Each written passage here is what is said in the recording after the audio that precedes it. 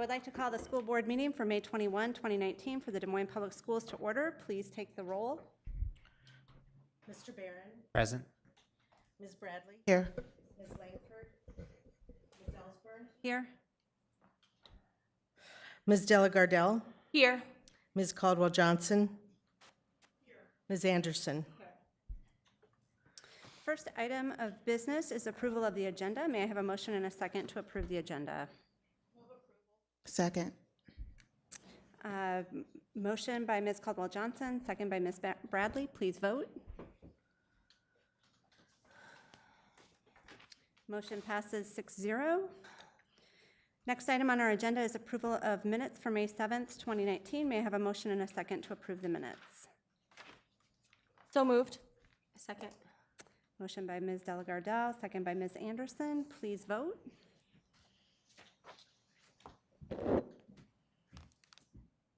Motion passes 6-0. Next, we have district recognitions. I'll turn it over to Superintendent Ahart. Good evening, board and community. Tonight, I'm pleased to recognize two groups of students from here at Central Campus for their great work. But first, there's another quick item about Central Campus that I want to make sure our community is aware of. The comedian and writer Wyatt Sunak hosts a show on HBO called Problem Areas. This season, the show is focused on the issue of education, looking at both challenges and solutions at schools around the country. The most recent episode featured Central Campus, I'm happy to say, as a solution.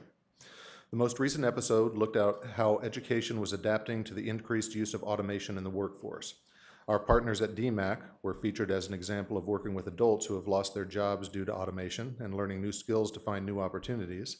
And Central Campus was featured as an example of how students are being prepared for life after high school or college in a more automated world. Both Tasha Brown and the students interviewed for the show did a terrific job and were great representatives of their school and the community. And if nothing else, you should tune into HBO and to see Tasha list all 37 programs at Central Campus in what seemed to be a single breath. So, for our actual live recognitions this evening, we'll start with the Junior ROTC Red Bull Battalion from Central Campus. Our Junior ROTC programs, both here at Central and at North High School, have regularly been honored as among the best in the nation. The Red Bulls this year have added to that legacy. At the recent National High School Drill Team Championships in Florida, these young men and women brought home a national championship trophy in the exhibition category. And I should point out that on most mornings, they are here at 5:45 a.m. to work on their skills, a reminder that hard work and dedication and discipline truly do pay off. The JROTC program is an important part of our leadership education initiatives here at Central, and it is my pleasure to introduce their instructors, Sergeant Robert Webb and Dave Verdi, to please come forward to share a little more about the latest recognition for the program and introduce the students who are with us here this evening. We teach leadership. So come on up. Oh, fantastic. Welcome. Thank you. The mic is yours. Perfect. Howdy, y'all. My name's Cadet Captain Wilson, and I'm the overall commander of the Red Bull drill team. Over the last couple months, over the last 9 months, our drill team has been meeting at 5:45 to 7:40, so we can hopefully attain a bunch of trophies throughout the Midwest and even down to Daytona, Florida. This year, we placed first place in an exhibition in Daytona. This is an unprecedented feat in our team's history, and we hope to keep it going. This was a great opportunity for leadership and teamwork, as I can't point to another group that I've grown more closer to than this group of Red Bulls over here. But truly, we owe the thanks to you for allowing our battalion to go down there and helping us constantly grow. So on behalf of the Red Bull Battalion and our Red Bull drill team, we thank you. Thank you. Congratulations.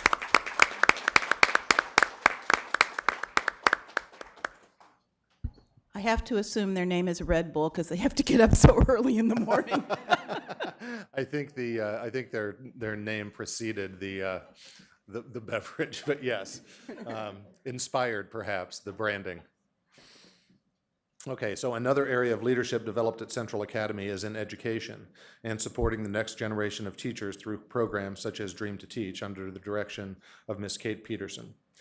Early this year, Students in the Youth Voice for Equity and Social Justice course selected an issue or topic that they felt represented an inequity at their home high school.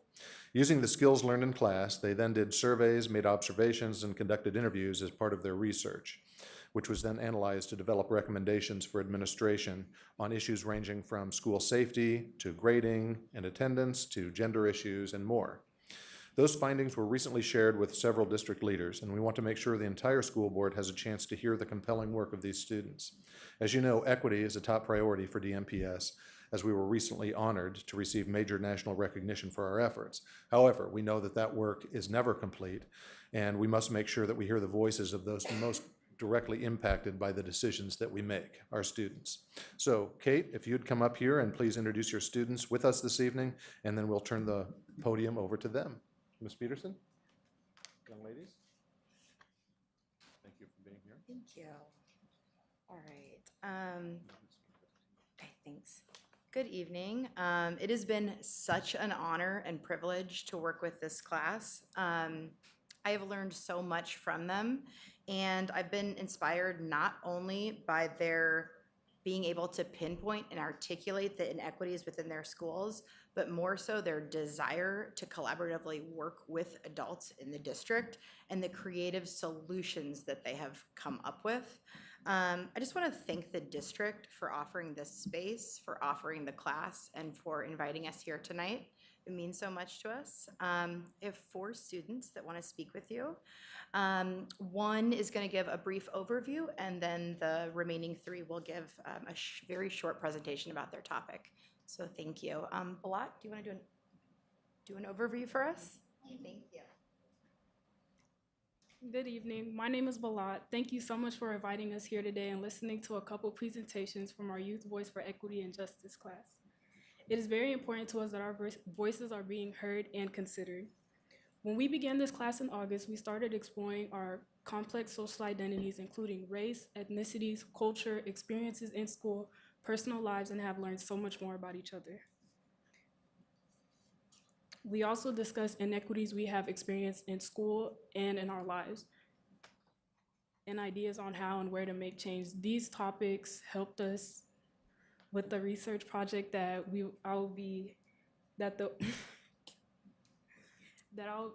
they'll be presenting shortly. Again, thank you so much for having us here today. And please let us know if you have any questions regarding any further research. And now we have Lyric Sellers.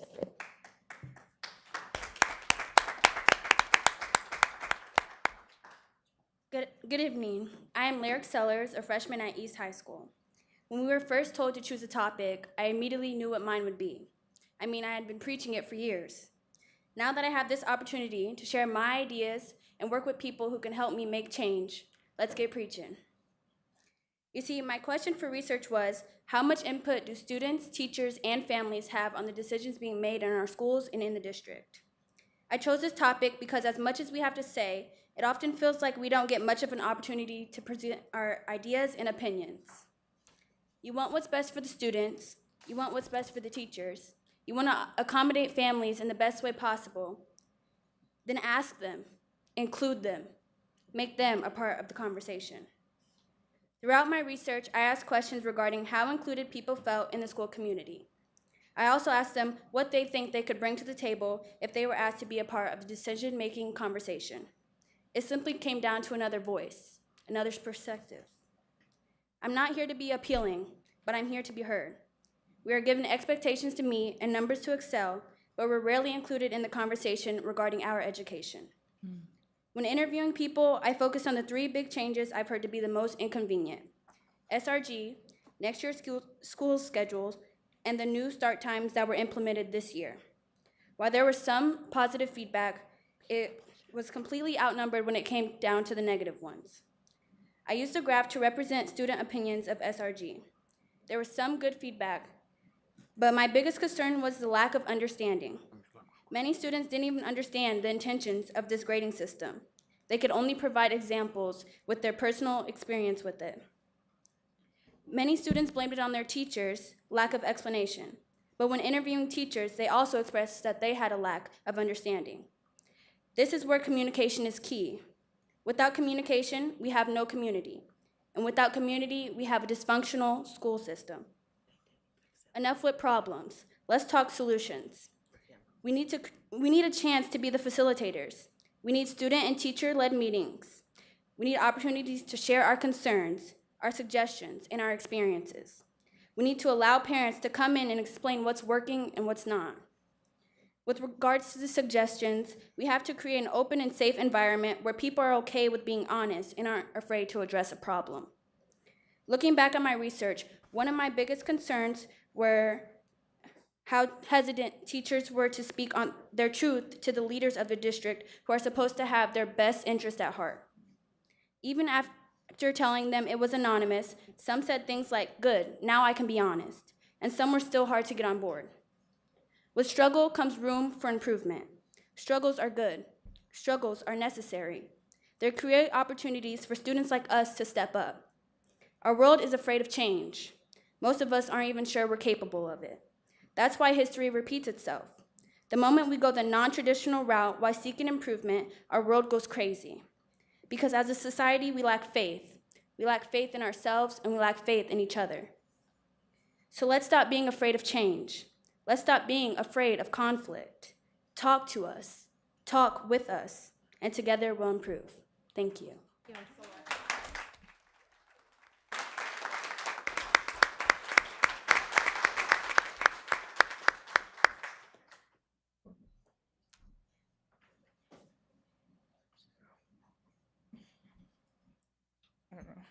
Hi, my name is Kiara Warner, and I'm a senior at East High School.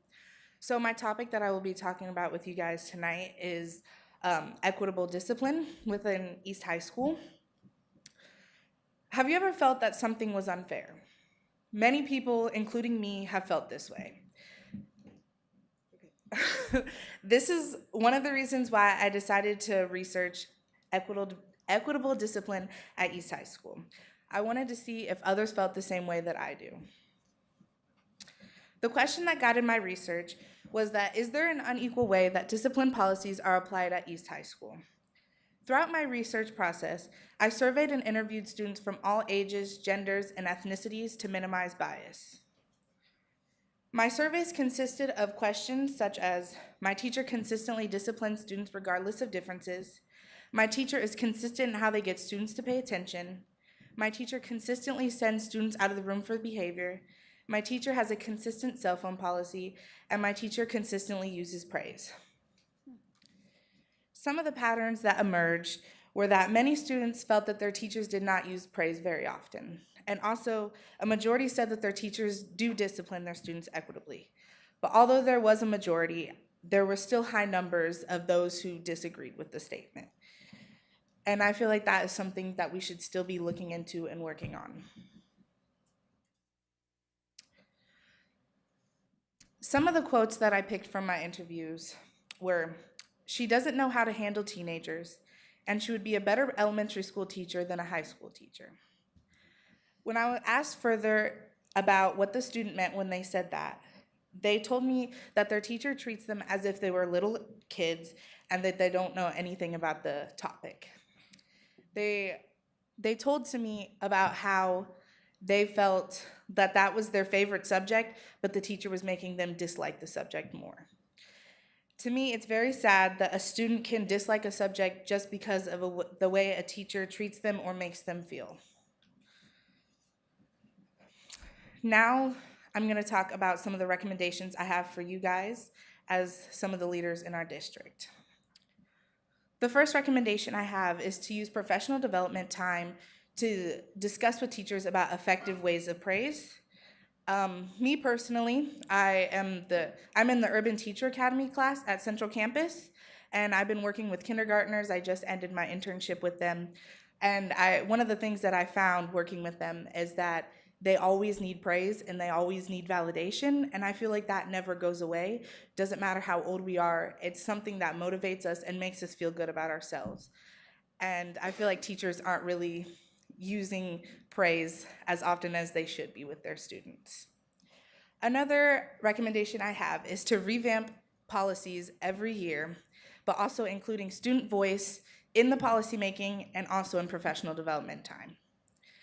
And one of the other recommendations I have for you guys, this may seem a little bit crazy, but we have grading scales for us, and I was thinking that we could have grading scales that students can use on teachers to talk and grade to grade teachers on how effective they were with their practices. I feel like that would keep teachers to stay mindful and to remember that they are being watched, kind of, but like to remember that their students know what's going on in their classroom and that other people in the district can be aware of how they're treating their own students. This kind of brings into my secondary source. I read the article, Mindfulness Helps Reduce Unequal Discipline by Zaretta Hammond from the Teaching Tolerance website. In that article, Hammond discusses how being mindful about your biases before disciplining a student can decrease inequities. Personally, for me, being a teacher, this has been a wonderful, wonderful project to work on. So I can see how in the future I can remember to be mindful about myself, mindful about all of my policies, and just to treat my students the way I would want to be treated when I was a student. Some of the questions that came up in my research that we can further talk about is there training on discipline during professional development time? Also, who is doing the training? Is praise brought up in professional development? Is the administration checking in on discipline in the classroom? And if my survey was handed out by someone in the district or a teacher, would it have been taken more seriously than it was with me? If you guys have any questions, just feel free to let me know. What'd you say?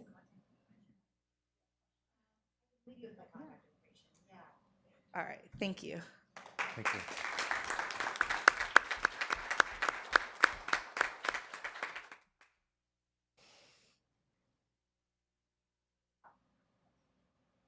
Sorry.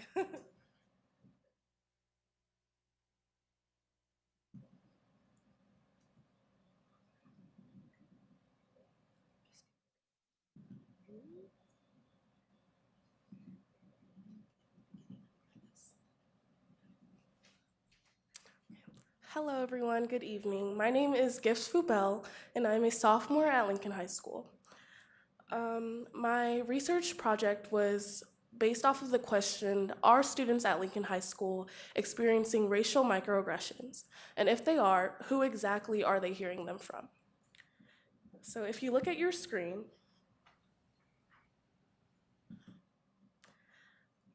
here's why I chose this topic.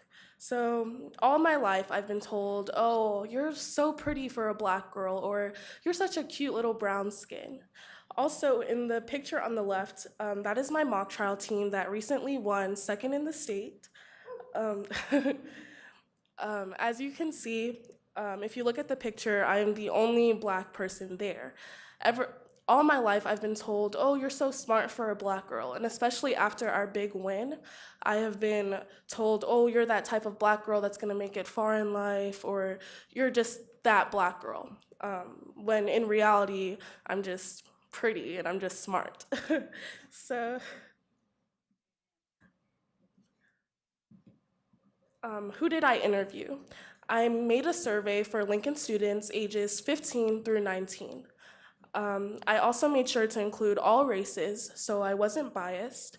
I contacted teachers and other staff, so I contacted janitors, talked to our principal. I talked to a lot of different staff of different age ranges to make sure that if someone was new to our school, I could get information from them and also information from older people. Some of the questions that I asked were whether or not people actually knew what a microaggression was. I also asked students if they had ever experienced one, and if so, who from. I asked staff whether or not they had ever categorized a student by a microaggression, and I also asked students if they had ever responded to one. Some of the patterns that emerged from the responses that I got from my questions were that some students and staff had no idea what a microaggression was. I also found that students hear microaggressions mainly from staff and their peers. I think the reason why our students are actually hearing these microaggressions from our peers is because if we are hearing them from our staff, that's what we're being taught. So we're basically like led to spread them around as well. Also, staff informed me that they are sure they have probably used microaggressions, but they couldn't exactly like tell when, like they couldn't give me an example, but they know that there are unintentional microaggressions. And they said that a student has never confronted them about this. And I think the reason why our students aren't confronting our staff about these racial microaggressions is because they don't know how to, or they don't even realize that it is a racial microaggression. One example of a microaggression that I found while I was doing my research was my friend. Her name starts with an A, and she is an African-American woman, and her pre-calc teacher that she's had for 2 years has called her the name Alcatraz. If you're not familiar with Alcatraz, it is a federal prison that is very, it's known for being where the worst of the worst go. The fact that her teacher could not pronounce her name and decided to call her Alcatraz, it's kind of weird because there's that whole correlation between Black people in prison and the fact that she's a dark-skinned African-American girl and she's calling her a prison. It just seems weird, so that's a strong racial microaggression there. Some recommendations that I have in order to rid of this issue is to have student panels. We can have days where we have a panel of students and we ask them questions. We could ask them questions about microaggressions, about how they feel like they should respond to microaggressions, or even if they feel like they should. We're not going to be able to find out how these microaggressions are actually affecting students if we don't ask them. Second, I think we should bring in guest speakers. We should find someone who is actually educated about these racial microaggressions and ask them to educate our staff, which will eventually educate us. Another microaggression that another recommendation that I have to rid of this issue is to actually call out these microaggressions. If we hear a microaggression in the hall or even at one of your school board meetings, we should address them. But we have to remember that if we actually want to fix the problem, we have to call people in instead of out. If we just go ahead and tell people what they're doing wrong without any solutions or anything like that, then we're not gonna solve the problem. And that is it. Thank you. Thank you.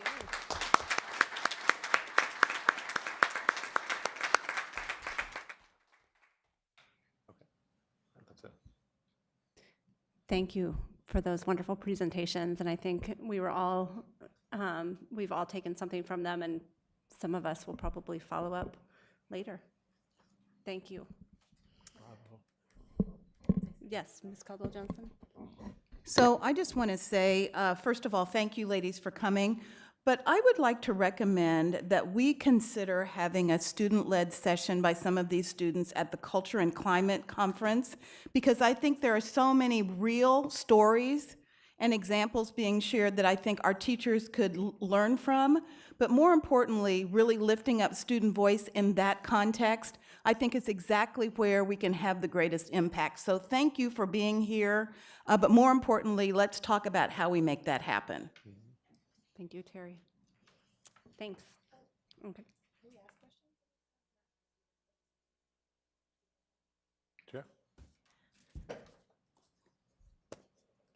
So I apologize, ladies, that I was late and missed the introduction of who you are, but if I'm correct, this is the group of students that you have been talking about who is a part of doing that research team in terms of our equity work. Exactly. Yeah. So how have their findings, because I know you were talking about using this group to influence decision makers within the district, how have their findings been integrated into the work that you all are doing on a district level? Well, they've just shared their reports about a week and a half ago, and so we're taking all of the data that they've, and there are a wide variety of topics, as these young women will tell you, but there certainly are some common themes, and so we're presently in the process of integrating that into the professional development that we'll be doing with all of our staff for next year. And then there are some other opportunities that we're going to talk further about in terms of giving more opportunities for student voice. We don't know exactly what that's going to look like. I think there's some things that we can do at a district level, but we also think that there are some things that we can schedule in on a regular basis at our middle school and high school levels, especially just to have a more ongoing, continuous conversation on some of these challenges. Thank you. Can I quickly, before we move on, I am such a fan of this class, and I just want to thank you all for the work that you've put in.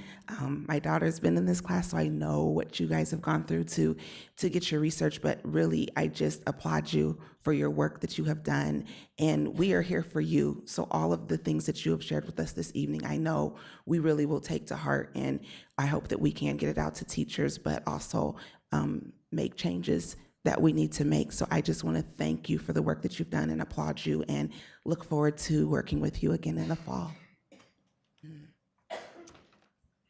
Okay, thanks, everyone. Next item on the agenda is the consent items. We allow any person the opportunity to speak to the board for up to 5 minutes following the presentation of an agenda item. If anyone wishes to speak to an agenda item, please go to the information desk to sign up. Remarks must be germane to the agenda, and we ask that you avoid reference to personalities and character attacks, as those types of comments serve no productive purpose. We appreciate your input. As a reminder to the board and public, the board will not engage in discussion or deliberation with a speaker regarding comments made to agenda items. Discussion and deliberation will remain among board members at the board table, with speakers' comments informing said discussion, deliberation, and determinations as deemed necessary. Ms. Delgardelle, do you have the motion? Yes. I move that the board approve the consent items in accordance with the recommended action for each item on the consent agenda, including bills previously authorized, certified, and approved for payment by the board secretary in the amount of $4,052,289, and procurement card transactions in the amount of $582,511.73. May I have a second? Second. Motion by Ms. Delgardelle, second by Ms. Caldwell-Johnson. Any discussion? Please vote.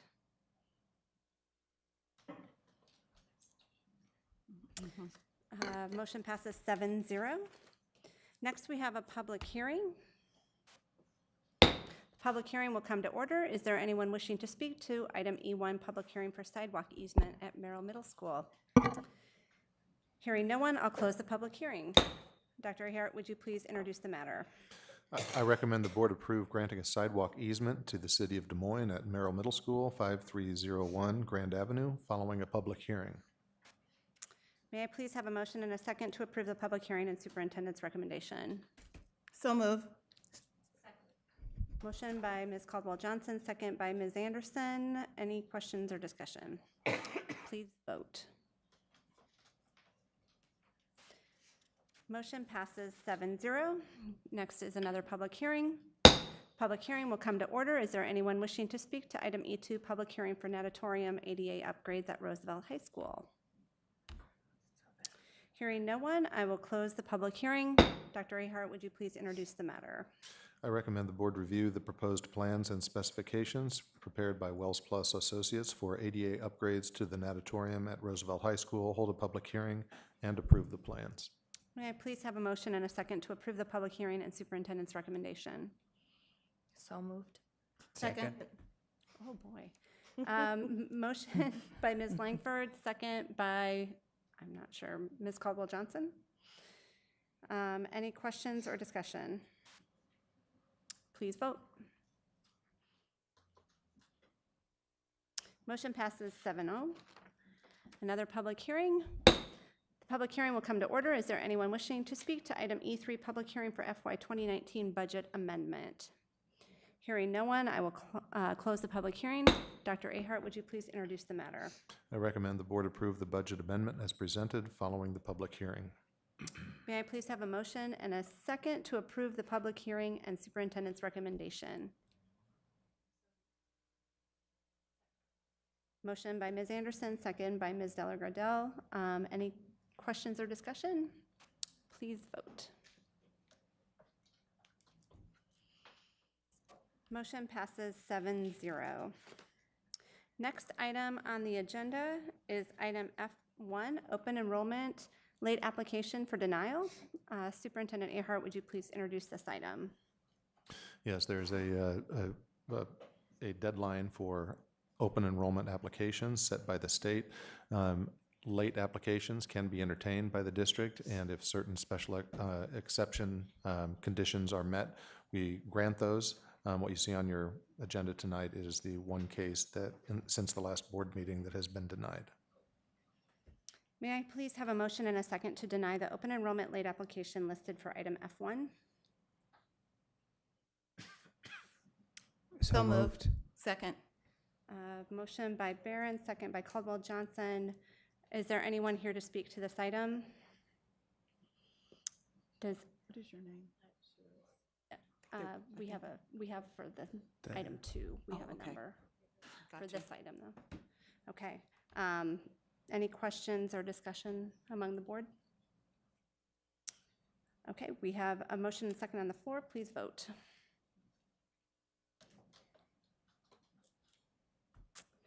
Motion passes 7-0. Next on our agenda is item F2, open enrollment appeals for denial.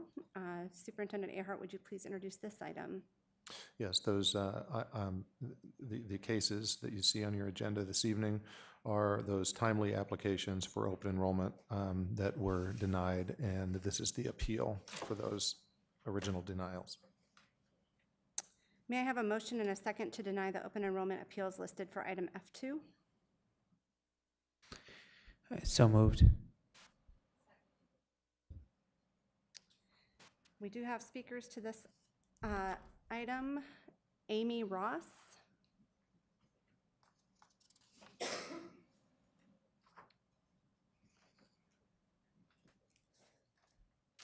Good evening. Good evening. My name is Amy Ross, and our family lives at 457 East Burnham Avenue in Des Moines. We began our open enrollment process October 15th, 2018. We have complied with all the requests from Des Moines Public Schools in a very timely manner. The first thing I would like to point out in section 218.18 open enrollment, it states, "It is therefore the intent that this section be construed broadly to maximize the parental choice and access educational opportunities which are not available to children because of where they live." I am here today to representing my son and my family. Nicholas came to us at the end of his 7th grade year, requesting he not attend Lincoln High School, just as his older brother didn't. My husband, Nicholas, and myself has discussed this, and we feel it is right to move for our family. I wanted to bring to the attention of the school board that this is something my son Nicholas wants, not only his parents. He is here with us tonight because I feel he is old enough to understand, and we want him to know that his parents have done everything in our control to fight for him. When he asks me why he cannot go to Carlisle High School, I can tell him the real reasons quoted from our denial letter. First, he was randomly assigned a number when DMPS received his application. It was not based on being proactive by applying back in October. Second, the diversity plan. Des Moines Public School has to follow the state rules instead of allowing a student to make a choice to improve his education. Tonight, I want to remind you of the reasons Nicholas would like out of the Des Moines Public School District, so we are acknowledged instead of just a paper crossing a desk at the school board members. Topic 1 is Nicholas performing better in smaller groups. Des Moines Public Schools cannot accommodate this as their enrollment's just too high. The distractions of kids misbehaving and teachers dealing with this hurts others' learning abilities. I have seen this firsthand on days that parents are invited to the classroom and are chaperoning for field trips. Teachers have to stop teaching to reprimand the students way too many times. I understand this may be a problem of parents not working with those teachers to correct this, but in my son's case, this is a detriment to his learning. I have also witnessed several behavioral issues at Lincoln High School that were handled in the improper way, due to administration not always being in designated areas. This will be worse in the upcoming year when Lincoln Rails combines into Lincoln, Maine. Topic 2 is the fact that our oldest son did not attend Des Moines Public Schools. He did for the first semester of his freshman year. Options were available to him due to academics and other opportunities at other high schools, and this was just better for his future. We want to do this for all our children. Our oldest son was ridiculed for transferring out, which causes a concern for Nicholas to attend Lincoln High School. My oldest son is now starting his sophomore year of college in 2 weeks. Our family still hears negative feedback, leaving Lincoln to go to another high school. My oldest son, my husband, and I, we can hear those things as we are adults.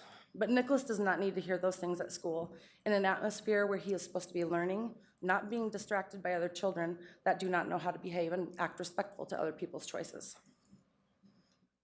Topic 3 is the fact that my mother-in-law will be his primary source of transportation. My husband and I work hours that do not allow us to transport our children. My mother-in-law is retired, and she has stepped up to do this for us, which is awesome. She lives on the border of Carlisle School District. This would make it a lot easier for her to transport him to school and his activities in our absence. Topic 4 is a hardship it would put on our family.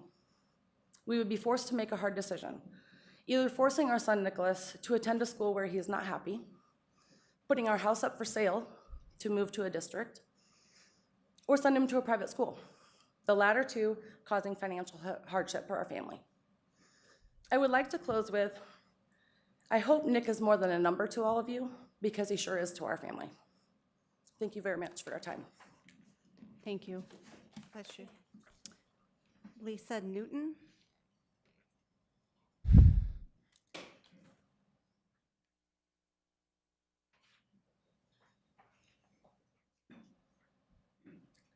Good evening. My name is Lisa Newton. I live at 351 Chrissy Lane in Pleasant Hill. Both of my daughters attend Pleasant Hill Elementary School. They have gone there. I have a 5th grader that has been there since kindergarten, and I currently have a 1st grader there. Our request for appeal on the denial is very simple. I mean, our children are not minorities. They do not meet your minority rules. Our request is just for the fact that we don't feel that their educational needs are being met where they are. Danica, our 5th grader, has struggled with reading since 1st grade. They have reading intervention at Pleasant Hill Elementary School through 2nd grade. At 2nd grade, it stops. When I submitted my appeal, I did submit Iowa development scores for her testing, and every year since 3rd grade, she has been below grade level for reading, and now this year has started reading and math. We have asked the teachers nonstop, what can we do to help her with her reading? And they just keep telling us, just keep having her read. We've had her at the library, asking the librarian for the correct reading level books. We were lucky enough to have a lady that lived 2 doors down from us that is a retired teacher that also volunteers at the school, the same school, and assists with reading. And Danica has worked with her summers. They go to the library, they get appropriate books. The lady that lived down the street from us taught Mom a thing or two about getting on Google and looking at the right books and the reading levels. None of this has helped Danica's reading. She continues to read below grade level. We know it's not the teachers. They're doing what they can, and but all they can tell us is just keep reading. That's not helping us. I mean, we've done what we can at home. We have books. We've worked with the tutor. We make her read to the point where she dislikes reading. We don't know what else to do. We can't afford to move. We can't afford to hire private tutors. We now are having a problem with math. Just this year, we have gone online. We have actually got on Google and purchased her math books. So she has copies at home. We have been told that they're not allowed to bring them home from school. And Danica and I have spent many nights till 10:30, 11 o'clock at night, a 5th grader, working on her math because she can't get the help she needs at school. Problem number 2 comes in with our 1st grader, Bristol. We are now kind of going down the same road with Bristol. We went to conferences in the fall and then again in the spring, and now Bristol is reading below grade level. Again, Bristol loves to read. We have books at home. We read to her, she reads to us. and still below grade level, and we're trying to get this stopped before they move on. Danica is getting ready to go to junior high next year at Hoyt, and I don't feel like her reading is going to improve any. So we are asking for open enrollment to Southeast Polk. We know that they have reading intervention through 7th grade. We also know that they have tutoring available every Saturday morning from 8 to noon that is free. There are always 2 teachers there that will work with the students with whatever they need. Thank you. Thank you. Pat Rice Larimer.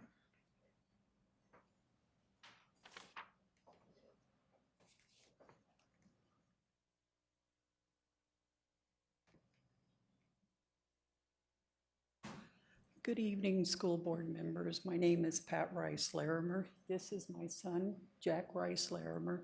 We live at 3401 Twana Drive in Des Moines.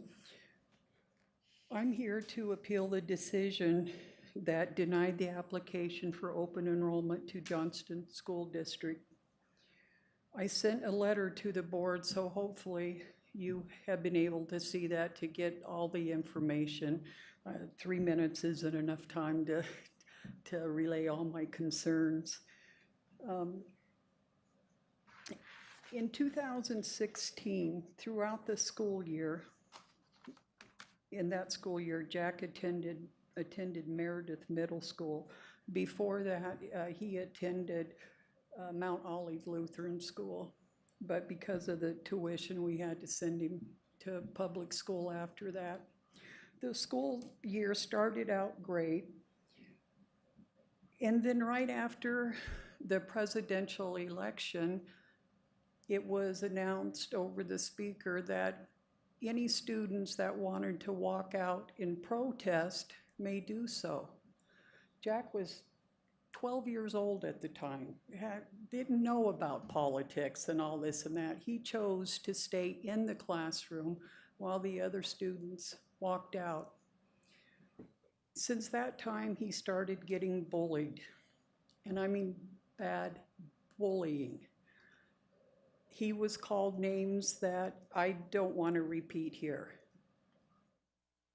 Because of this, he started having high anxiety, panic attacks. He was terrified to go to school, and every day he begged me not to send him to school. Now, I want you to know that Jack's a nice kid.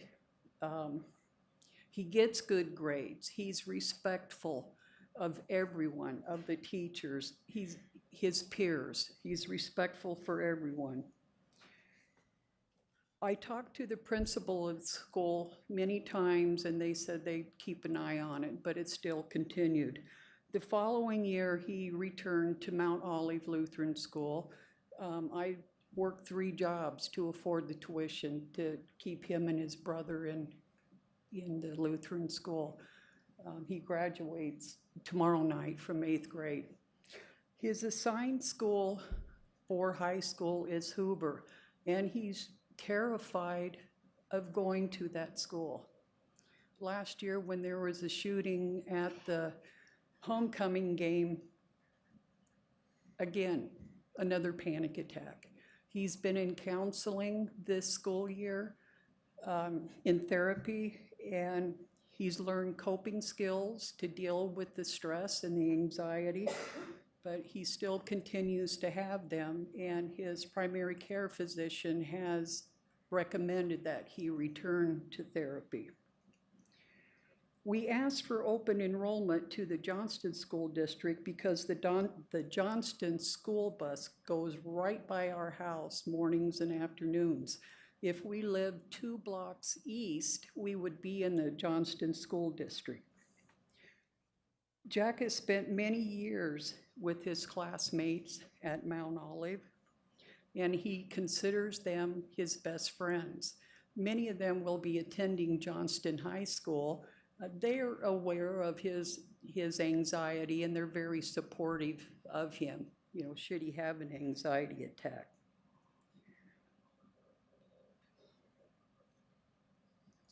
He's very fearful about the kids that bullied him in middle school will be at the high school also. We are not blind to what is going on with children who are bullied and the mental illness and lives lost to suicide that it has caused. The today we live in is not the same as what you and I grew up in. These children's social standards and social media is on the top of their list. I don't want my son to be a casualty because of jurisdiction.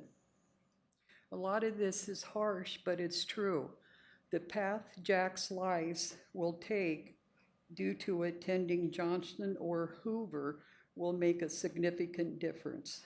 My hope is that you approve the application for open enrollment. Thank you. Thank you. Is there anyone else here wishing to speak to this agenda item? Okay. We do have a motion by Barron and a second by Delgardelle. Is there any discussion, or does anyone have any questions? Okay, please vote.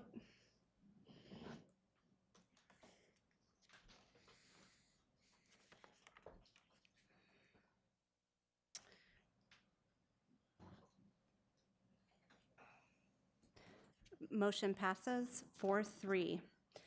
To the parents who spoke tonight, thank you for coming to speak on behalf of your students this evening. Parent involvement and child advocacy are key factors influencing a student's scholastic achievement. We applaud you for your dedication to and passion for your students' educational success. Open enrollment is a state program governed by the Iowa Department of Ed and regulated by state code, which provides parameters each district must use when making decisions regarding requests for open enrollment. The Iowa Department of Education instructs each district to determine whether it has the capacity to meet the student's educational needs. Regarding your request of open enrollment out of Des Moines Public Schools, it has been determined that the Des Moines Public Schools can meet your students' needs, and therefore the board has voted to deny the request. Associate Superintendent Matt Smith will follow up with you now, and a representative from the Des Moines Public Schools Open Enrollment Office will contact you within 24 hours to discuss exactly how we can meet the needs of your student and continue to support their growth and achievement. Thank you again for taking the time to be here tonight.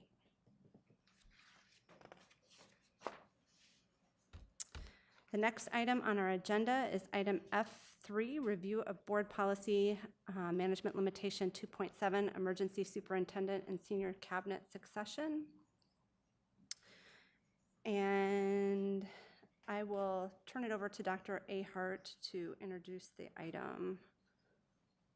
Yeah, so the board modified the long-standing, very short policy that only addressed emergency superintendent succession last year and added senior cabinet succession and some other detail to the policy. And so what I have before you tonight in the attachment on the agenda item are highlighted in yellow a couple of changes that I'm asking for you to consider in the actual wording of the policy, and then following that, the interpretation of the policy for your feedback prior to actually having this on the board as a monitoring report in, I believe, in July. I can't remember when it's scheduled for. Actually, that was, we just approved it tonight, but. So this is listed as a discussion/action item. Does the board have any questions or concerns about the language changes that have been suggested? Because that is actually what we would vote on, not the interpretations or the. So I guess what I would say is if there's any issue that anyone has with those operational definitions or interpretations, this would be a time to talk about those as well, and then talk about whether or not the policy as it is gets to where we want it to be before we, if there's additional modifications that should be made on our part. So does any? I have one question. Yep. I think this likely was probably in our original policy, but since it's not highlighted in yellow, But would we be better served to be very specific about the certification required? So it says who are appropriately certified, as opposed to, because I'm assuming there that those are individuals that have the superintendent's license, right? Yes. So I'm just wondering if maybe a clarifying point might be, as opposed to saying appropriately certified, that who possess the superintendent's certifications or license or whatever the term is, so that there's no confusion about what that means. In case any of us aren't at the table, there's clarity there. That would be my only other change. So so the Have fewer superintendent shall than- not have fewer than 2 cabinet members, at least one of whom is a member of the senior cabinet who Possess the, the Iowa superintendent license, is that the correct term, Tom? Yeah. who possess an Iowa superintendent's license And is fully trained in and are board fully and- trained in board superintendent processes and procedures.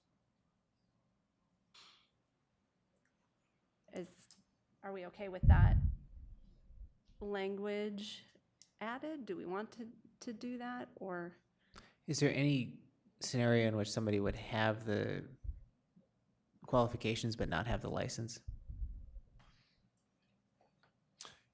Yeah, if somebody could have the qualifications and not have either have not applied for the license yet, or their license had lapsed. And can we? So I suppose that is a. Would we be able to have them as an acting or interim then, if their license had lapsed? Or if they didn't have the correct licensure? No. Well, it doesn't matter then. Yeah. So do we want to change that language, or are we good, are you saying it doesn't matter? I think Terry's point makes sense. I just Okay. wanted to make sure that we were being appropriately specific, and if the right person, if we knew we were covered and we had somebody who had all of the training to be a superintendent but just didn't have the current license, I wanted to, and if that person could have fulfilled that role, then I would have said you don't necessarily have to go as far as saying they have to have the certification, but if they ultimately have to have the certification and to fill your spot, then let's just say they have to have it and go from there. Sounds good. Yeah, that makes Everybody sense. good with that? Okay. Is there any other discussion on this at the moment? Yeah. This is just, a language, but I'm curious, what designates acting from interim? I tried to make a delineation between acting and interim, and I'll just use my particular circumstance. 'Cause it was really more it refers to longevity in the temporary holding of the position. So for instance, when I stepped into the superintendent's chair initially, it happened at noon one day when the former superintendent had resigned. So because that was an immediate action that the board hadn't been in a position to plan for, I became acting because I was named, and then the board had an opportunity to say, okay, now we know we're going to have an extended absence by the originally hired superintendent, and they decided to name an interim superintendent that they knew was going to be in place for longer than a few days or a week. And so then I was named interim superintendent. And so what I foresee is, for instance, something may happen to the superintendent or one of the cabinet members where we don't know what the prognosis is, for instance, or we're uncertain as to the status of that person. So we may immediately move to naming someone acting, and then when we know more about whatever is getting in the way of this person performing service, we might know, it was just a fluke, and the tests were run. They'll be back at work on Monday. we can just keep somebody enacting for, you know, a period of, a short period of time, a few days, for instance. If we know somebody is going to be out for an extended period, we may need to move to interim. It's really just sort of to suggest the length of time that somebody would be serving in that role. Understood, thank you. And I'm not sure if it's helpful or not. I was about to say, it's a distinction. But- That makes sense, thank you. Yeah. Tom, one other quick thing. You do define senior cabinet, you don't define cabinet. Oh, I do not. Yeah. Do I? Okay, good call. So I need to define cabinet. Yeah, I made that change, recommended that change. Yeah, we and then talked didn't about define that it. and, Yeah. yeah. Any other discussion? Okay, may I have a motion and a second to approve the revised policy language for management limitation 2.7, emergency superintendent and senior cabinet succession with the changes made in yellow, as well as replacing who are appropriately certified with who hold Iowa superintendent licenses, or something. Does that sound good? And are fully trained in board and superintendent processes. Move approval. Thank you. Second. Any other discussion? Okay, please vote. I'm sorry. Oh, Just to clarify, we can approve the policy without Tom needing to have all the definitions in place, correct? yes. Okay, I just wanted to clarify, because we Yep. did have a forgotten one, so, perfect. I'm good now. Okay, thank you.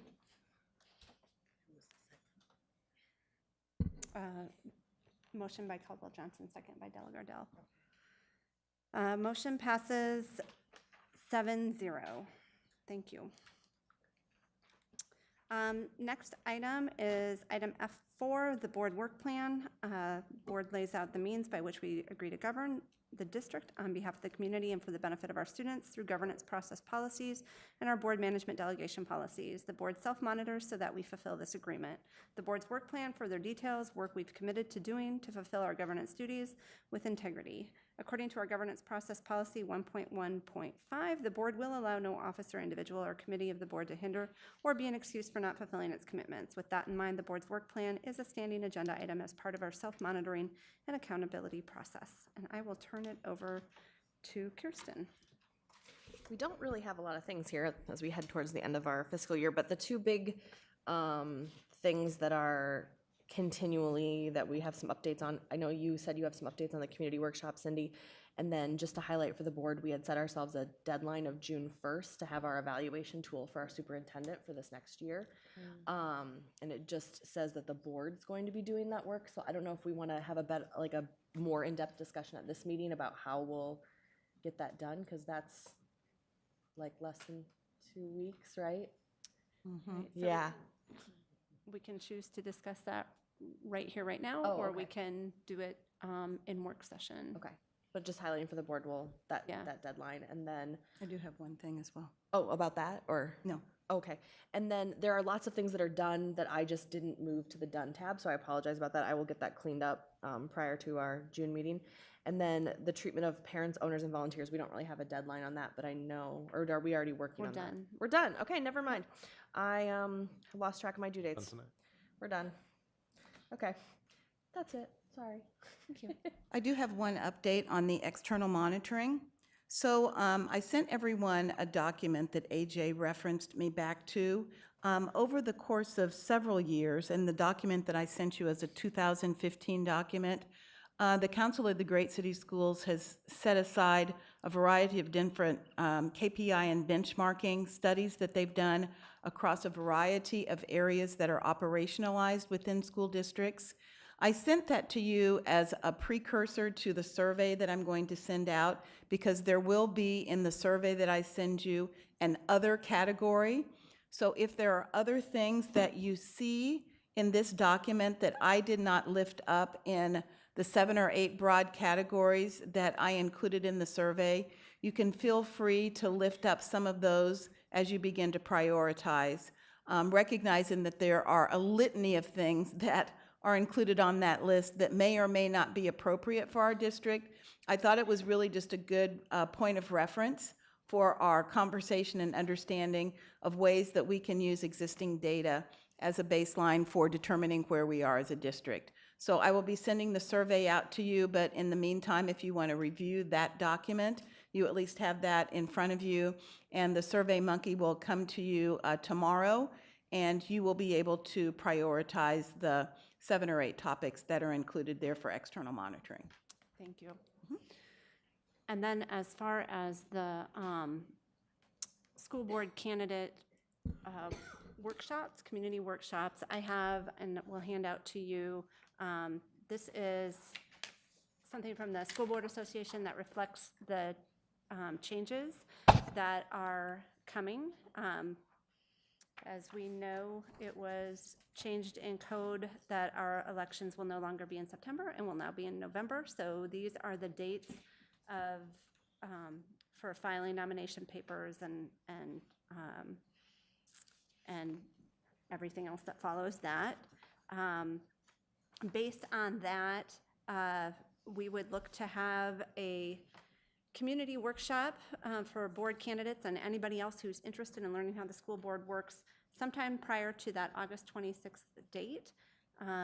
Next board would be available to do that, I know for sure, on Saturday, August 10th. And they were also going to look at some other dates and Saturday dates in August as well, but August 10th right now is looking promising. And that would also be something that we need to talk about as well, because that is not, if we indeed want next board to come and do that for us, it is not a part of their original contract with us, so there might be some additional fees to get them here, like airfare, lodging, so. After which date? I'm sorry. August 10th? August 10th is looking most promising, yep. Okay. Yep, and so once I have more, once they follow up on those additional dates, to see if there's any others that would work, we can see what's going to work best for the majority of us. And then I know the subcommittee too, which is Terry, Kirsten, and myself, will talk more as well as far as if there's anything additional to what they did for the session for our appointment of vacancy, if there's anything else that we think needs to be included in that. Was that a half-day session or was it a full day? No, it was a half day? It was lunch. We had lunch. It was long. I think It we was had a little lunch. longer than Yeah. half day. That's, August 10th is the first Saturday of the state fair, so Oh. just something to think Keep about. in mind, okay. Yeah. Good point. Yeah, okay, thanks. Any other thoughts on that, aside from state fair time? Okay. That's all I have. So are we good with that? Are we done with the work plan item?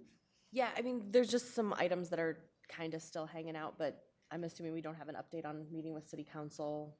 No. Okay. That's still I'm working on it. with Tom We're and. still working on it. and- Okay. and Yep. Scott, yep. All right. Okay. All right.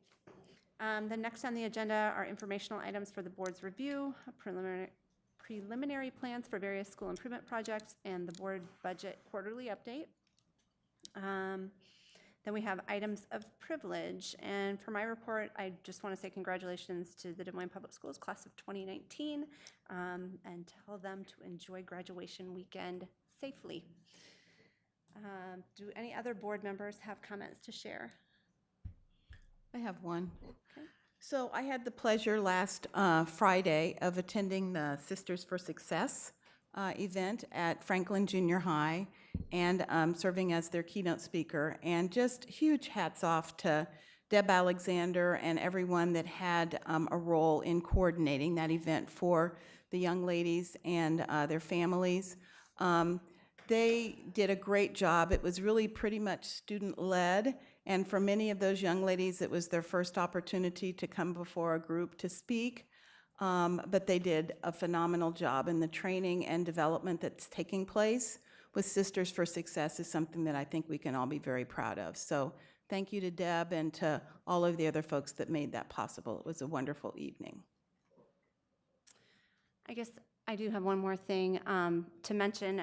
I did get invited late this afternoon to breakfast with Beto O'Rourke tomorrow morning, and believe I might be attending.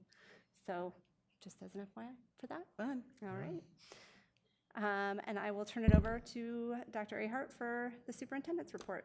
Thank you. I want to echo our chair's wishes for our graduates, and please be safe as you close out your career with DMPS.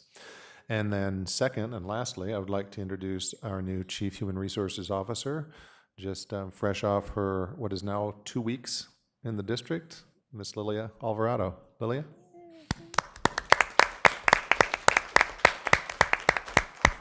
And I will just share with you that I will be talking with our board officers about scheduling some work session time, hopefully in June, where we can have a deeper discussion with her. But I wanted to take an opportunity to at least put a face with a name and give Lilia to share a few remarks if she wishes.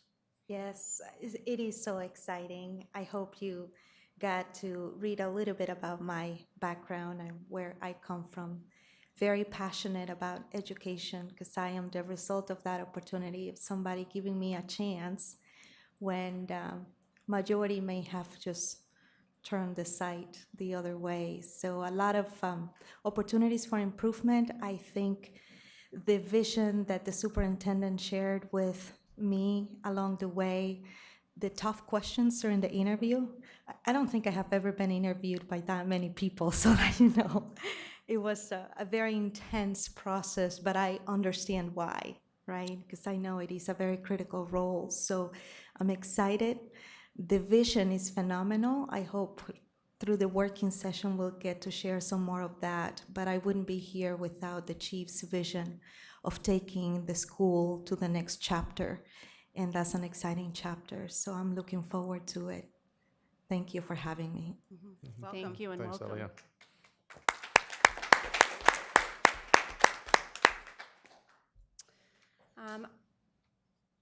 Anybody else? Okay. Meeting is adjourned. We'll hold our work session in approximately 5 minutes.